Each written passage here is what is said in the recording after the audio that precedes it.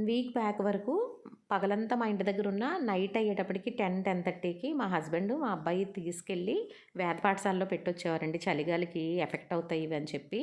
1 week back ఒకసారి దింపేసి వస్తే వాళ్ళు వచ్చేలోపు వాళ్ళకంటే ముందు ఇవి ఇంటికి వచ్చేసాయి. ఇంక వీటిని తీసుకెళ్ళి పెట్టడం కూడా అనవసరం, ఇవి ఇక్కడ అలవాటైపోయినాయి, ఇక్కడే ఉండనీలే అని అంటే సర్లే అని చెప్పి ఒక కార్డ్బోర్డ్ బాక్స్ పెడితే తెల్లారేటప్పటికి చూడండి ఎలా చేసాయో. పీకి పందిరేసాయి అనమాట. ఇల్లు పీకి పందిరేయడం అంటే ఇదే అనుకుంటా. వాటి ఇల్లుని అవే పీకేసుకొని పందిరేసాయి మొత్తానికి. ఆ మామిడి చెట్టుని కూడా లాగేసాయి. గోవింద్ ఆళ్ళు అలాగే లాగేసేవారు. నాకు వాళ్ళు గుర్తొచ్చారనమాట. మట్టి అంతా తవ్వేసి మొత్తం ఆకులన్నీ లాగి నాకేంటంటే ఈ చిన్న మొక్కకి చిన్న మామిడికాయ కాస్తుంది. అది ఎక్కడ పీకేస్తాయో అని భయం.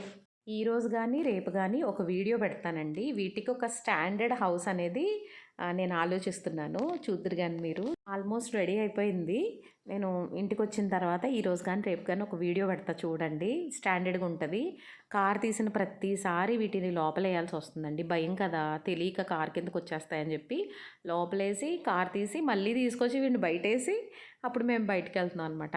అలా ఇలా పొద్దున్నే మా అబ్బాయి లోపలేసాడు.